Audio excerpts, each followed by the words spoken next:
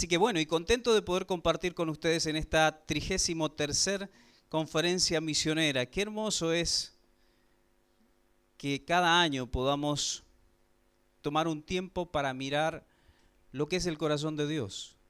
El corazón de Dios es un corazón misionero.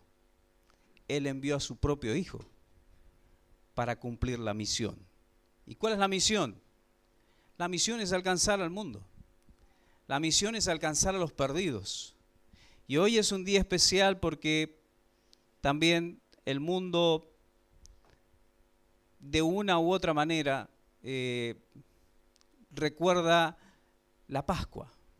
Aunque muchos no tienen ni idea lo que es la Pascua. Para muchos la Pascua es un conejito que no sé de dónde salió el conejito. Y unos huevitos de chocolate que no sé de dónde salieron los huevitos. Aparte que los conejos no ponen huevos. Entonces hay algo que realmente no entiendo nada de la Pascua. Porque la Pascua es una cruz. La Pascua es Cristo. Cristo es nuestra Pascua, dice la Escritura. La Pascua es recordar que Dios nos amó a nosotros, que envió a su Hijo a morir en la cruz. Y el día domingo es un día de alegría, porque Cristo no quedó en la cruz, Cristo no quedó en la tumba, Cristo está sentado a la diestra de Dios. Los lazos de la muerte no pudieron sujetar a quien es el autor de la vida, de ninguna manera. Él dijo, pongo mi vida para volverla a tomar, y eso fue lo que hizo. Puso su vida, pagó el precio de tus pecados, al tercer día resucitó y hoy está en los cielos. Pero como bien decía el pastor en la primera parte, en el tiempo de la Cena del Señor, Él se fue, pero nos dejó una tarea. Vayan por todo el mundo y cuéntenles a todos que yo soy el Salvador, que yo he resucitado, que yo he vencido, que hay vida eterna, que hay salvación. Y los cristianos, los primeros cristianos lo entendieron. Por eso vamos a abrir nuestras Biblias allí en el libro de los Hechos, porque allí el lema de esta conferencia es esparcidos para anunciar. Y ese lema sale de allí del capítulo 8, y el versículo 4, cuando nos habla de la actitud de aquellos primeros cristianos. Probablemente este versículo nos relata una situación que se dio algunos meses después de que Cristo ya había resucitado y ascendido. El libro de los Hechos es un libro maravilloso y único porque nos cuenta la historia de los comienzos de la iglesia. ¿Cómo fue la iglesia en sus comienzos? Y cuando nosotros miramos esa iglesia, necesitamos sacar lecciones a nuestras vidas. Porque esta iglesia, o la iglesia del comienzo, tanto Jerusalén como la iglesia de Antioquía, hicieron la labor que Jesús les dijo que hicieran. Labor que nosotros debemos copiar. Labor que nosotros debemos entender y mirar si realmente la estamos ejecutando o no. Gracias. Y entonces vamos allí a mirar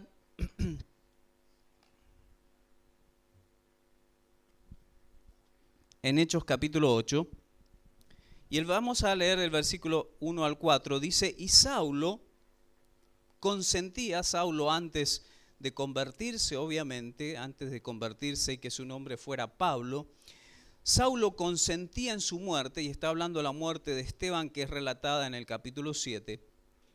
Y en aquel entonces hubo una gran persecución contra la iglesia que estaba en Jerusalén, y todos fueron esparcidos por las tierras de Judea y de Samaria, salvo los apóstoles. Y hombres piadosos llevaron a enterrar a Esteban, e hicieron gran llanto sobre él. Y Saulo asolaba a la iglesia y entrando casa por casa arrastraba a hombres y a mujeres y los entregaba en la cárcel. Ese pero es fantástico. Pero los que fueron esparcidos iban por todas partes anunciando el Evangelio. Oremos. Padre, gracias por este día tan maravilloso en que en una manera especial recordamos que nuestro Salvador está vivo. Él no quedó en aquella tumba. Él pagó el precio de nuestros pecados, pero triunfó y al tercer día resucitó. Y gracias porque Él vive, nosotros sabemos que tenemos vida eterna y un día viviremos con Él.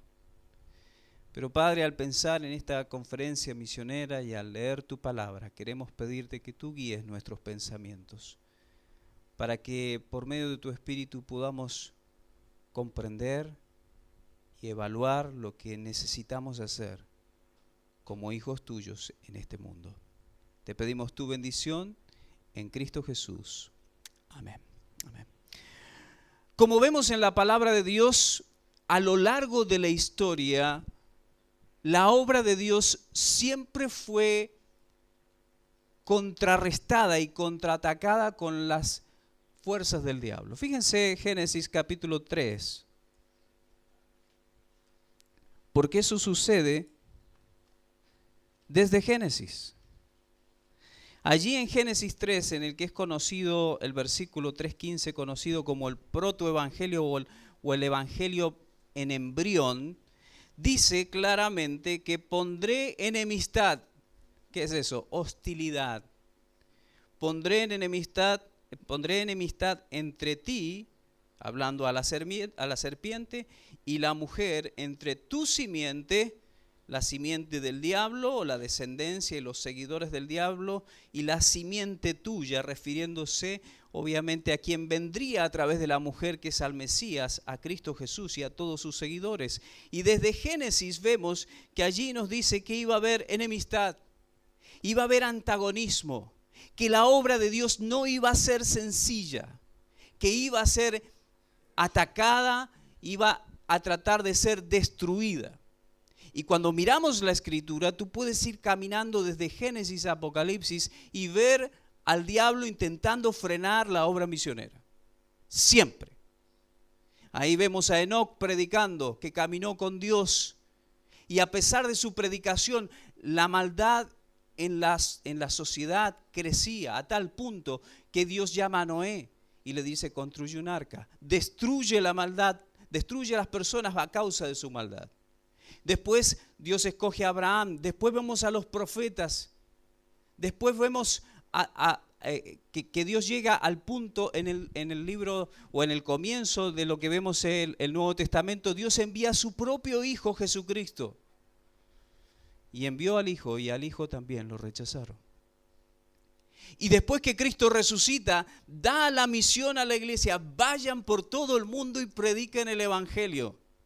Y la iglesia, cuando vemos el libro de los Hechos, interpreta su mensaje y comienza a hacerlo. ¿Y qué sucede? Lo que hemos leído.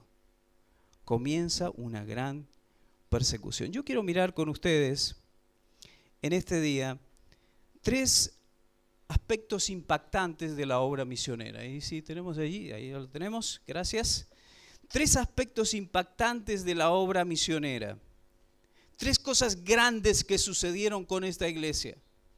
La primera cosa que podemos ver aquí, dice que Saulo consentía en su muerte en aquel día, y está hablando del día en que Esteban había sido asesinado, y hubo ¿qué cosa?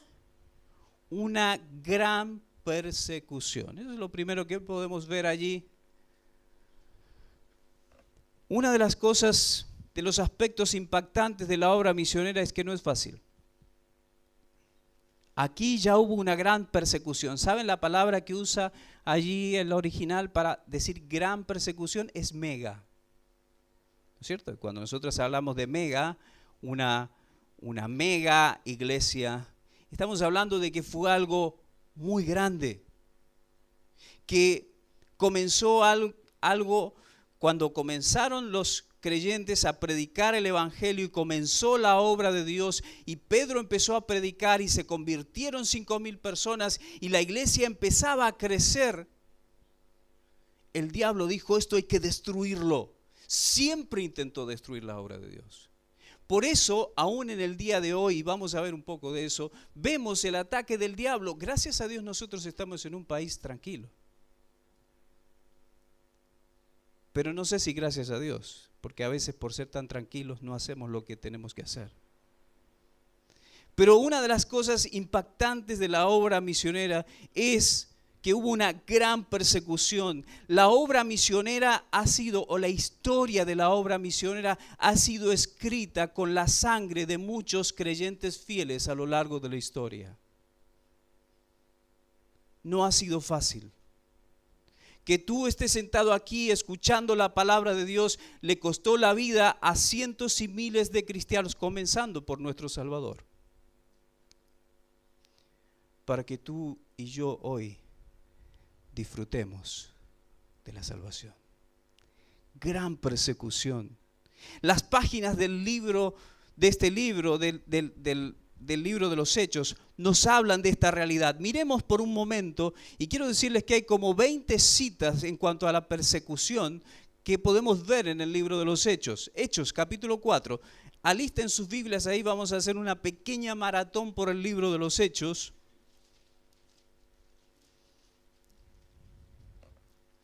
Hechos capítulo 4, verso 1 al 4 dice así: hablando ellos al pueblo, vinieron sobre ellos los sacerdotes con el jefe de la guardia del templo y los saduceos, resentidos de que enseñasen al pueblo y anunciasen en Jesús la resurrección de entre los muertos, y les echaron mano y les pusieron en la cárcel hasta el día siguiente, porque era ya tarde. Capítulo 5, versículo 17, saltamos a otra escena.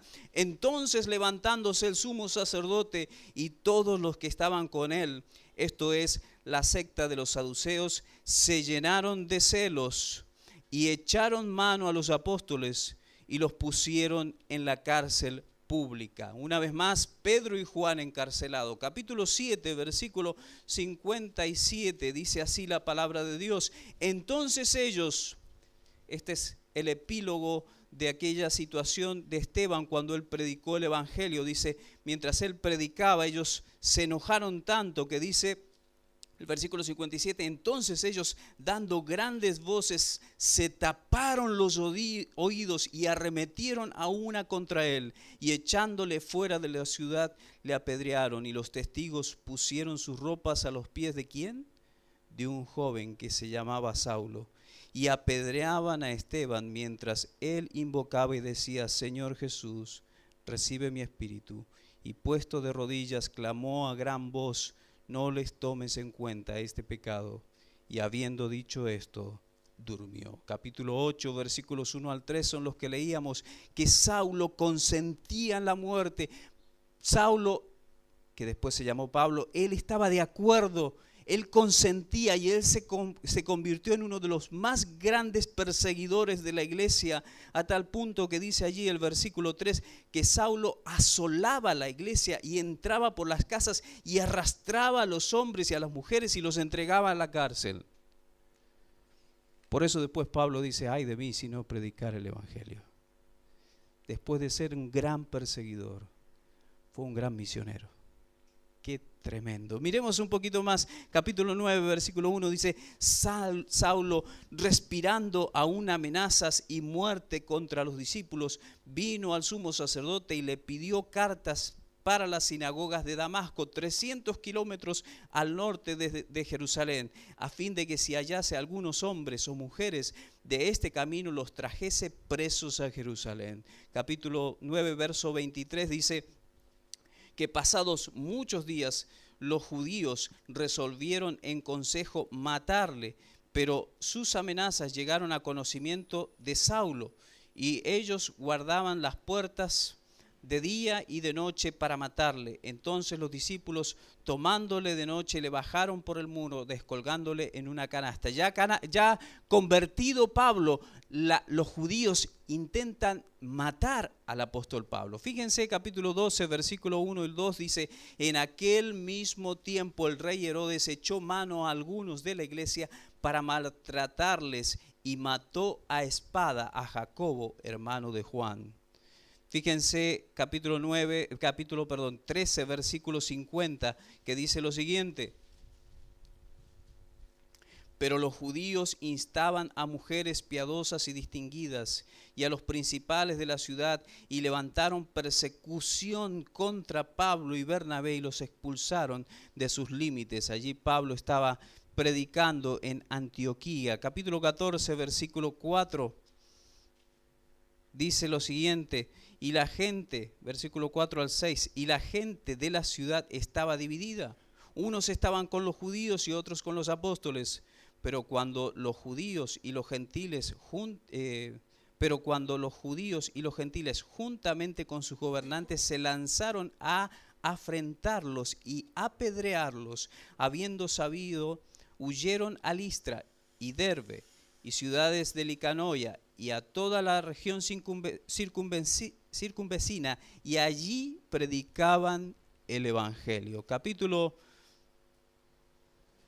14, verso 19 dice: entonces vinieron los judíos de Antioquía, de Iconio, y que persuadieron a la multitud, y habiendo apedreado a Pablo, le arrastraron fuera de la ciudad, pensando que estaba muerto. Capítulo 16, versículo 22, dice lo siguiente: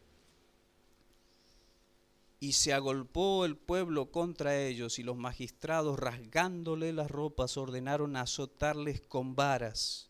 Después de haberles azotado mucho, los echaron en la cárcel, mandando al carcelero que los guardase con seguridad. Capítulo 17, versículo 5.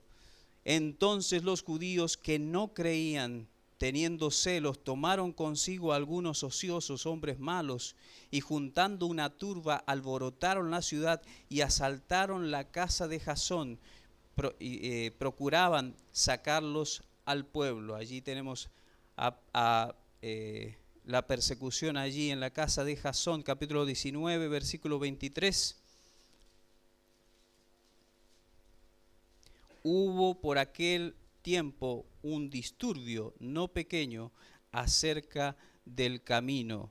Y allí otra vez hubo allí en Éfeso la persecución a aquellos que predicaban el evangelio. Y por último vamos a leer un versículo más allí en Hechos 21, capítulo 21, versículo 30 al 33. Dice así la palabra de Dios: así que toda la ciudad se conmovió y se agolpó el pueblo, apoderándose de Pablo, le arrastraron fuera del templo e inmediatamente cerraron las puertas, y procurando ellos matarle, se le avisó al tribuno de la compañía que toda la ciudad de Jerusalén estaba alborotada. Este, tomando luego soldados y centuriones, corrió a ellos, y cuando ellos vieron al tribuno y a los soldados, dejaron de golpear a Pablo. Entonces, llegando el tribuno, le prendió y le mandó atar con 2 cadenas, y preguntó quién era y qué había hecho. Ahí tenemos la historia: encarcelamientos, apedreamientos, persecución y muerte. Ese fue el costo de llevar el evangelio. Una gran persecución, una mega persecución que sigue hasta el día de hoy. Déjenme leerles algo. ¿Cuál fue el costo que pagaron los apóstoles por llevar el evangelio? Esteban murió apedreado. Jacobo, hijo de Zebedeo, se nos dice que cuando Jacobo estaba siendo conducido a su lugar de martirio, su acusador fue llevado al arrepentimiento, cayendo a sus pies para pedirle perdón, profesando ser cristiano y decidiendo que Jacobo no iba a recibir en solitario la corona del martirio. Por ello ambos fueron decapitados. Luego Felipe fue azotado, echado en la cárcel y después crucificado en el año 54. Mateo murió en Etiopía siendo atravesado por una alabarda en el año 60. Santiago, a la edad de 99 años, fue golpeado, apedreado por los judíos y finalmente le abrieron el cráneo con un garrote. Matías fue apedreado en Jerusalén y luego decapitado. Andrés fue prendido y crucificado en Asia. Marcos fue arrastrado y despedazado en Alejandría. Jerónimo dice que fue crucificado cabeza abajo, con los pies arriba, por petición propia, porque era dijo él, indigno de ser crucificado en la misma forma en que Cristo fue crucificado. Pablo, los soldados lo llevaron y lo sacaron de la ciudad al lugar de las ejecuciones, donde después de haber orado, dio el cuello a la espada. Judas, llamado Tadeo, fue crucificado en el año 72. Bartolomé predicó en varios países y luego fue cruelmente azotado y crucificado. Tomás, llamado el Dídimo, fue martirizado y atravesado por una lanza en la India. Lucas se supone que fue colgado de un olivo. Simón el Celote predicó en África y en Gran Bretaña, donde fue crucificado en el año 74. Juan fue echado en agua hirviendo, de donde escapó milagrosamente y posteriormente fue desterrado a la isla de Patmos. Es el único de los discípulos que escapó de una muerte violenta. ¡Qué tremendo! El precio de llevar el evangelio. Gran persecución. Pero junto con la gran persecución vemos también que hay una gran pena, un gran dolor. Y allí nos dice el pasaje que estábamos leyendo, literalmente dice el versículo 1 que hubo una gran persecución, y el versículo 2 dice que hicieron un gran llanto. ¿Por qué? Habían matado a Esteban, habían apedreado a Esteban, había dolor, había angustia, había lágrimas, había lamento. Y otra vez la misma palabra, un gran llanto, era un mega llanto. Mis queridos hermanos, la obra misionera muchas veces implica dolor. El dolor de una madre que ve a su hijo partir. El dolor de un padre misionero que ve a su hijo morir. El dolor de una madre que ve a su hijo irse lejos en la obra misionera. Hay dolor, pero hay propósito. Hay propósito. Allí vemos claramente que Dios usó este gran dolor para una gran expansión que vamos a ver después. Pero antes de mirar algo más, yo quiero mostrarles un video, no sé si lo tenemos allí, porque aquella gran persecución no es solo algo que sucedió en el pasado, es algo que sucede hoy, en Palestina, en Irán, en la India, en Pakistán. Cristianos, hermanos nuestros, que quieren predicar el evangelio hoy están siendo martirizados. La obra de Dios tiene un precio. La pregunta es, ¿qué parte del precio tú estás dispuesto a pagar? ¿Tenemos el video?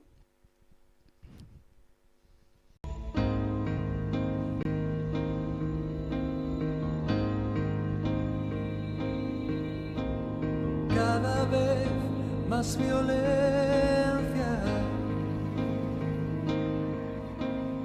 más maldad en la tierra. Parece que el amor ha muerto y la locura reina sobre la humanidad.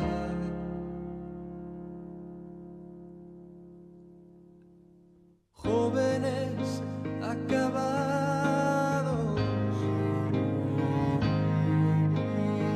niños abandonados, a precio de placer y decidiendo solo el interés. ¿Dónde queda la justicia y la venganza? ¿Dónde quedan el castigo y la razón? ¿Por qué callas tú, Señor, y nos olvidas? ¿Cómo puedes permitir tanto dolor? Dime dónde está aquel Dios, el Dios de Elías, que de vez en cuando se dejaba oír. ¿Cuánto tiempo tardará aún tu espíritu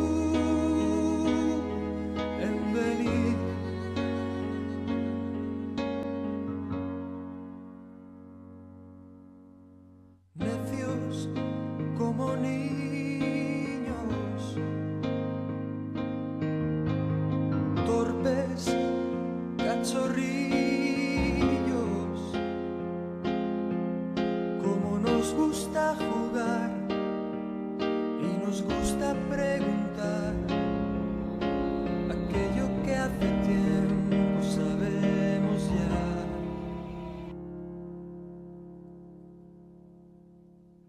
Dios aún sigue hablando, sigue aún contestando, y aquel que quiere oír aún puede percibir su voz de amor.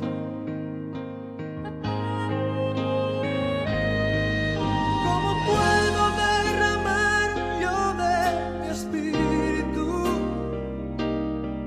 si mis hijos no se vuelven hacia mí? Ahora ciñete como un varón valiente. Yo hablaré y tú me contestarás a mí. ¿Dónde están aquellos hombres como Elías que dejaron todo por seguirme a mí? Que rompieron compromisos con el mundo solo por agradarme a mí. ¿Dónde están aquellos tres que en Babilonia prefirieron ser quemados a ceder? ¿Dónde está aquel Daniel que me adoraba? ¿Dónde está la santidad de aquel José? Oh, ¿dónde está ese niño que mató al gigante? ¿Dónde están los sucesores de Josué? ¿Dónde están esas mujeres entregadas como Esther?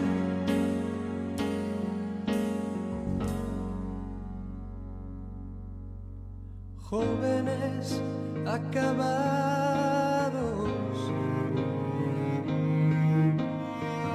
niños abandonados, a precio de placer, y pagan inocentes los errores de otros en el ayer.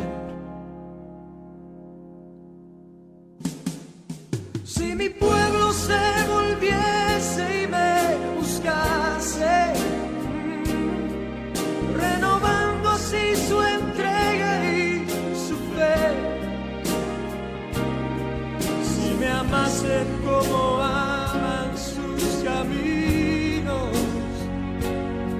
si olvidasen los rencores del ayer, oh, yo abriría las ventanas de los cielos y la tierra hoy vería mi poder. Mientras tanto aún repito como antaño, buscadme, buscadme,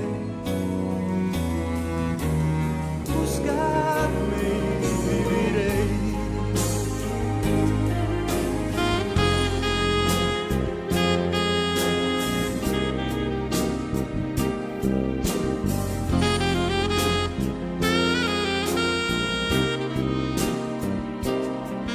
Mientras tanto aún repito como antaño, buscadme, buscadme, oh, buscadme y viviré. Salmo 126. dice una gran verdad.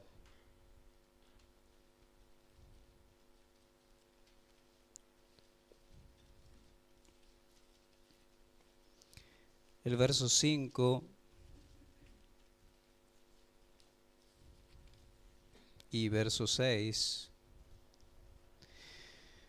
Los que sembraron con lágrimas, con regocijo segarán.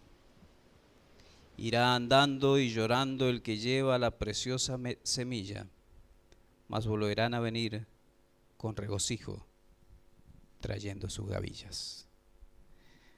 Lo que podemos ver en la palabra de Dios y en la historia es en la obra de Dios hay una gran persecución y una gran pena. Pero también podemos ver que esa es la base de una gran proyección. Y fíjense, por favor, allí, volvemos al pasaje, porque después de hablarnos de esa, bueno, allí la historia de la misionera se escribió con el sufrimiento y la sangre de cristianos fieles hasta el día de hoy. Pero la tercera cosa que vemos en el pasaje es que no solo había una gran persecución y había una gran pena y dolor y llanto por la muerte de Esteban y por lo que estaba sucediendo, sino que en el versículo 4 vemos que esa persecución y esa pena les llevó a una proyección increíble. Porque dice, pero a pesar de la persecución, a pesar de del dolor, a pesar de la prueba, los que fueron esparcidos iban por todas partes, ¿haciendo qué? Anunciando el Evangelio. Cualquiera de nosotros diría lo que estaba pasando, la muerte de Esteban, era para silenciarlos a todos, ¿no?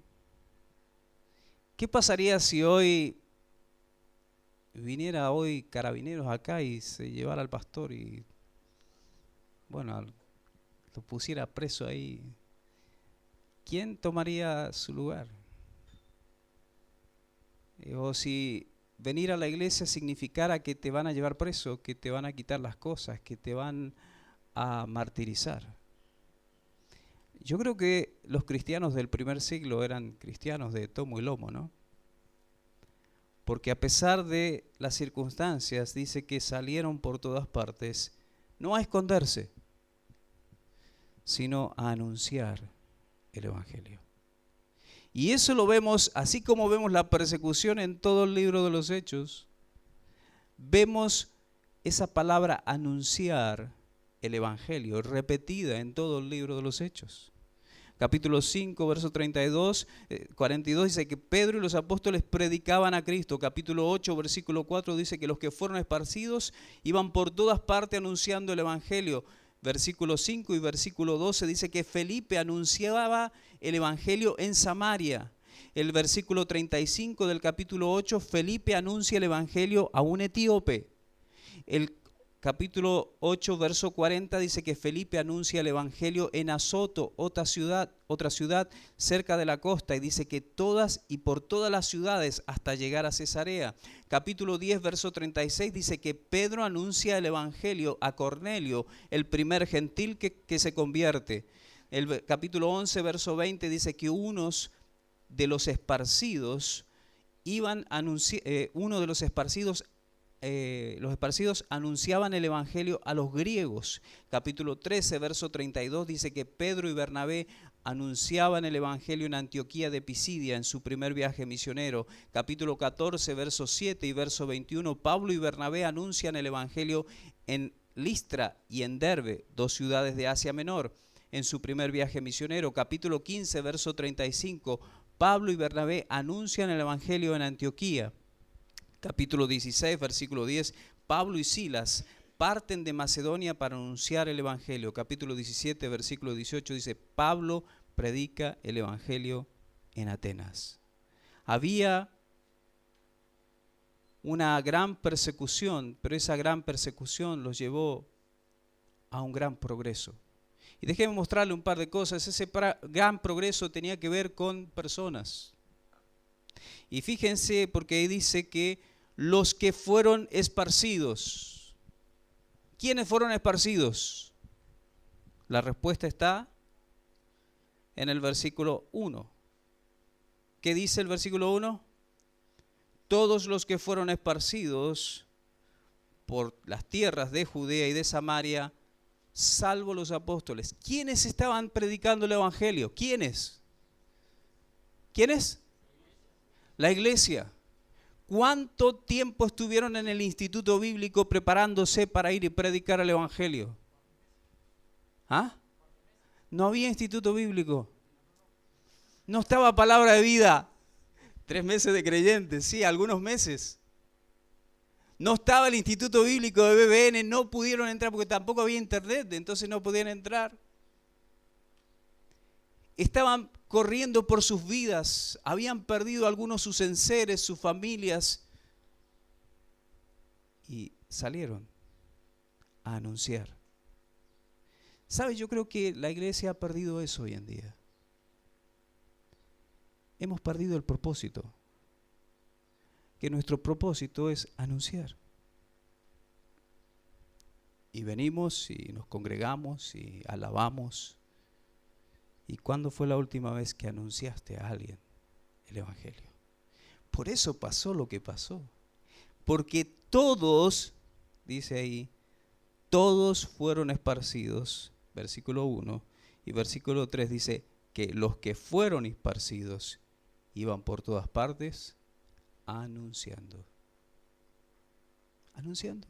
Esa fue la razón de la expansión de la iglesia primitiva. Que no se callaban la boca. Que compartían de Cristo. Eran personas como tú y como yo. Con problemas, con dificultades, con persecución, con luchas, con problemas de dinero, pero anunciaban que tenían un Salvador. Y eso hizo el impacto. Pero no solo vemos allí que eran el personal, sino cuál era el propósito, como les decía. El propósito era anunciar el evangelio. No era hacer obra social, no era hacer algo atractivo para la gente, era predicar el evangelio. Eso es lo que tiene que hacer la iglesia. Eso es la obra misionera, predicar el evangelio. La buena noticia de que en Cristo hay salvación. Y si tú estás aquí y no tienes a Cristo, quiero decirte, es lo primero que queremos decirte: Cristo salva. Es la buena noticia, que tú estás perdido, que por ser pecador vas al infierno y no hay otra salida, no hay una religión, no hay buenas obras, solo Cristo salva, porque solo la sangre de Cristo puede limpiarte de tus pecados. Y eso es lo que tú tienes que salir de este templo a anunciar todos los días. Porque ellos iban por todas partes anunciando el evangelio. ¿Cuál fue el progreso? Bueno, el personal para anunciar, todos. Y noten qué interesante, todos menos los apóstoles, porque los apóstoles quedaron haciendo la obra, cuidando la iglesia en Jerusalén. Entonces los que salieron no fueron misioneros, no fueron apóstoles, eran simples creyentes. Hermano, por tener a Cristo hace 3 meses o 1 año, no te inhabilita a predicar el evangelio. Desde el mismo momento que tú crees en Cristo, estás capacitado para decirle a otro: ¿sabes qué? Cristo te puede salvar como me salvó a mí. Y allí vemos que ese personal tenía un propósito, que era el evangelio. Ellos entendieron lo que Jesús dijo. Jesús dijo en Mateo y en los evangelios: id por todo el mundo y predicad el evangelio. Hechos 1:8 dijo: recibiréis poder, tendréis la capacidad, y me seréis testigos, martureo, mártires, y muchos llegaron a ser mártires. Y la idea era llevar el evangelio a Jerusalén, Judea, Samaria, hasta lo último de la tierra. Y ellos al principio se quedaron, y Dios usó la persecución para que no se quedaran en Jerusalén. ¿Sabes cuál es nuestra tendencia? Es quedarnos cómodos. Y a veces estamos cómodos. Yo creo que estaban cómodos en Jerusalén. Y como estaban tan cómodos, dijo Dios, hay que mover el avispero. Hay que zarandear para que salgan. Y usó la persecución. Déjeme decirle que en países como China, como Rusia, donde ha habido tanta persecución, se ha extendido tremendamente el Evangelio. Y a veces en los países donde no tenemos persecución, ya estamos tan mimetizados con nuestra sociedad y con lo que nos ofrece nuestro mundo, que nos acostumbramos a vivir una vida normal. ¿Está mal vivir una vida normal? Es que a veces olvidamos nuestro propósito. Fíjense lo que dice 1 Pedro capítulo 2. Ya vamos a terminar, denme unos minutos más. Pedro le escribe a los expatriados, de acuerdo al versículo 1 de 1 Pedro, a los expatriados del Ponto, de Galacia, de Capadocia, de Asia y de Bitinia, todos los que estaban fuera de su patria, diferentes razones, probablemente una de las razones la persecución al cristianismo. Y Pedro los anima y les dice que tiene una esperanza viva en el capítulo 1, les dice que tiene un llamado a una vida santa en el capítulo 1, les dice que deben crecer al principio del capítulo 2, que deben acercarse a la piedra viva que es Cristo. Pero en el versículo 9 del capítulo 2 le dice, mas pero vosotros sois linaje escogido, sois real sacerdocio, sois nación santa, sois un pueblo adquirido por Dios, y ahí le dice el para. ¿Para qué? ¿Para qué te salvó Dios? Para que anunciéis las virtudes de aquel que os llamó de las tinieblas a su luz admirable. Vosotros que en otro tiempo no erais pueblo, pero ahora sois pueblo de Dios, que en otro tiempo no habíais alcanzado misericordia, pero ahora habéis alcanzado misericordia. Ustedes, nosotros, el pueblo de Dios, ¿qué tiene que hacer? Anunciar. Déjenme mostrarles rápidamente el progreso, y la historia misionera se sigue escribiendo con el compromiso de cristianos fieles. Pero déjenme mostrarles rápidamente lo que sucedió allí con la iglesia primitiva. La iglesia primitiva, y esto se los he mostrado en otra oportunidad, comenzó con 120 personas, se convirtieron 3.000 personas, Hechos 2:41, se convirtieron 5.000 personas, 4:4 de Hechos, 5:14 dice que el número aumentaba más y más y que crecían. La iglesia, allí vemos que Pedro y Juan son arrestados, es lo que veíamos en el capítulo 4. Después vemos que Esteban es apedreado,